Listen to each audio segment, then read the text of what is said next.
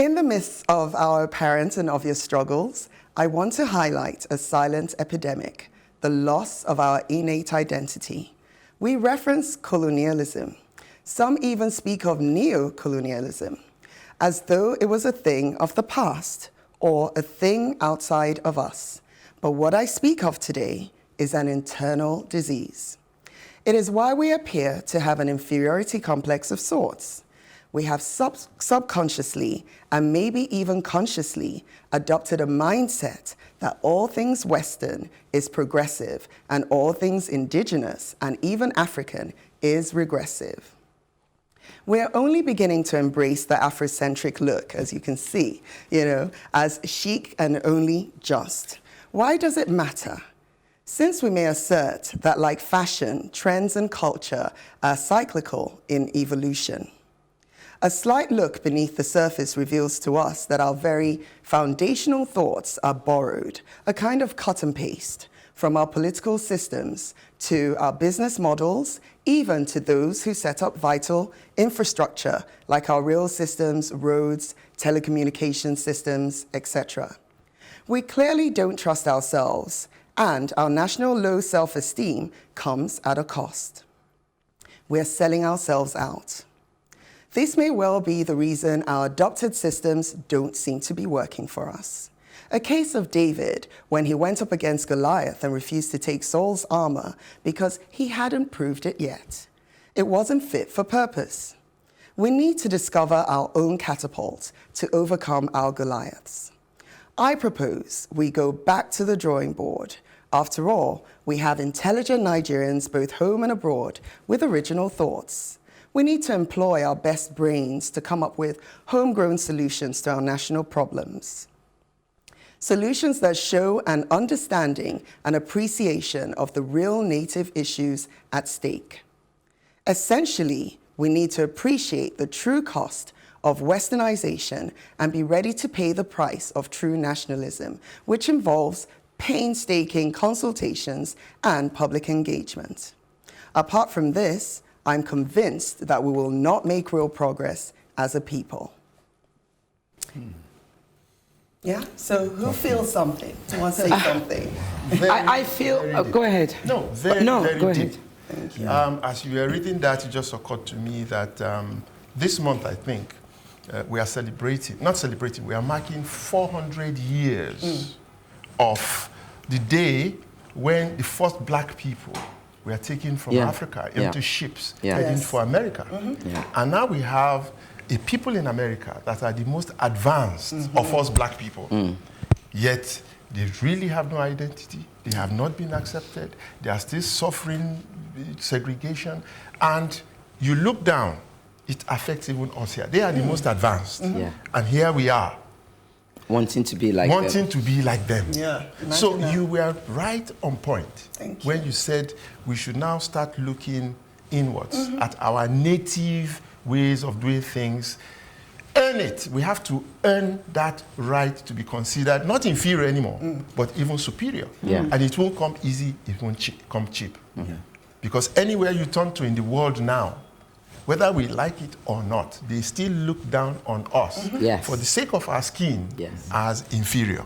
So for that to change will require not just a mental reorientation of our own people, but for us to physically go and earn it. Exactly. That's why the culture is very important. We can't earn it technologically. We can't earn it through engineering or architecture or whatever. But that which we have, which is unique to us, you see the prostrations, the turning of our women when they meet their chiefs, the dance, the fashion, is all all of that is something we can actually use to drive this change that we truly deserve. I totally agree with you. What I get from what you said, and I think, Segun summed it up quite well. So here's where I would come from, and I think what you're saying is we need to be more nuanced to us.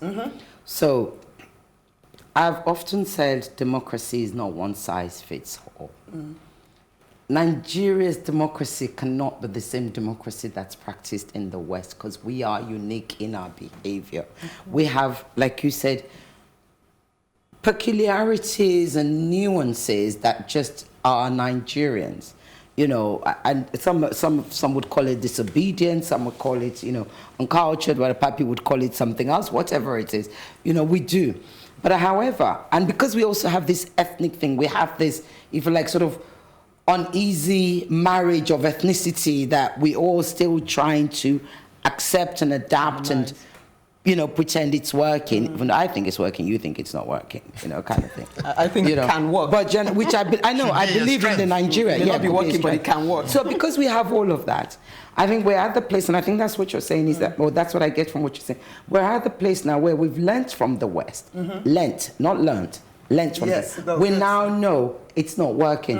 Let's throw away the trash. You know, as we say in Yoruba, it's time. It's time for us to actually now seek for a solution within. And we talked about the kings and queens of the past who used to rule, you know, communities and be premiers and stuff.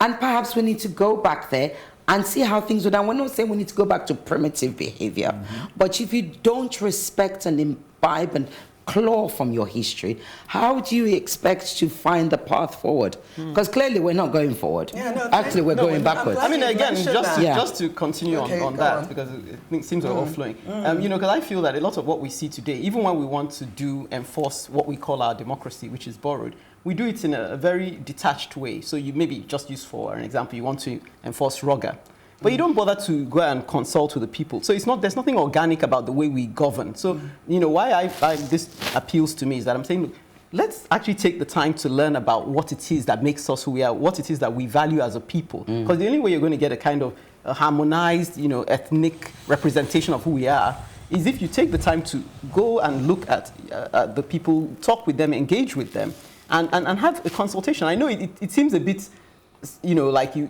lot of people avoid it because they feel it's tedious, they just want to come and lord it over you, but that's why you have this cut and paste kind of thing we're doing now that doesn't seem to be working. You need to take the time to do that, because I liken it to, you know, you have... What you're saying is talk to the people. Engage with them, try and discover. But that's what what's it called? Campaigning, voting, yada, yada, yada. Do they really? No, but that is what he's supposed to do, is my point. And it's clearly not working. Because they're not doing it. It's an adaptation of Western. These are all Western prescriptions. That's right, yes. We are still saying the same thing. This world is not designed by the architects for us to succeed. It is not designed for us to succeed. It is designed so that we will remain poor. Democracy is designed to favor the West. Maybe because you're thinking of what I'm saying as democracy. I'm just simply saying that since we don't know what works for us yet, maybe part of going back to drawing bodies to actually take time and study and engage with the people on the ground, because we're not who we were then. So you can't even go back to then. We're not who we are according to the Western ideology. So you really need to engage, because people are in this place where they're evolving themselves. You need to take the time to study them, to engage with them. Can I just say, I liked what Ireti brought in, because she said, let's go back and see, you know, we have civilizations. Yes, we have civilizations. And we can examine them. And, you know, like, for instance, you have the Malian dynasties, you have, what's the other one? The Benin civilization, but you can use them as reference, but if you try and... No, you don't even want to go back that far. That's what I'm trying to... You go back a few years ago when we had an Awolowo in Western Nigeria that set the pace, not just for us in Africa, but even for some Western countries. You just go back and see what they did. But relevant today as they were. Part of why I'm still talking about this human one-on-one engagement, I know it sounds like it's not something you can do overnight, is if you look at, just use a family setting, a lot of our youths now are not... You may say, oh, when I was young, and you try and train a child the way you were trained, you just miss out. The child is now, they're somewhere between the Western ideology and, so you're not going to impose the way you were brought up on them. You need to engage them and take what is actually currently on the ground. Actually very good, because I've been, you know, as an architect, pushing for an Afrocentric view to doing things. The truth is, we must not look at Westernization as negative. We should see it as a disruption, a disjunction, and take it as the way to find a new way that the past will guide us to know what to do. Fantastic. We can't say no to technology. That's what China did. That's what India did. That's what Brazil did. That's what Japan did. That's what we should do. I think we're arriving at the same... We discussed that the other day. That's what China does. So... Well, there you go. Value as well as beauty is in the eye of the beholder. So may that I be an enlightened one.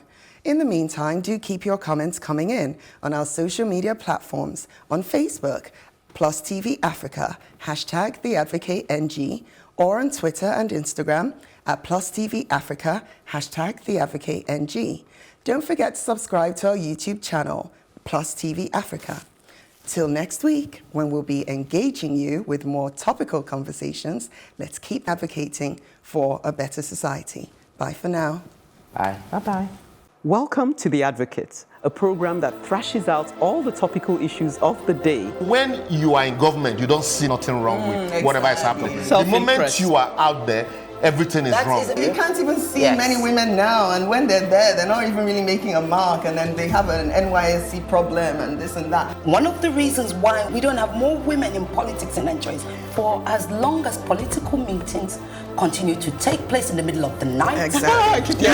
Really disastrous for a president to even say to be unaware of the chief It's justice. a ploy. It could be a strategy. That strategy was Backfired. terrible strategy. Because the buck stops at your table. Whether it's that we don't look after our cities, and quite frankly, Nigeria is becoming a very ugly place. When you are the only one feeding the people with this news, and there is nobody countering them, it becomes, the news.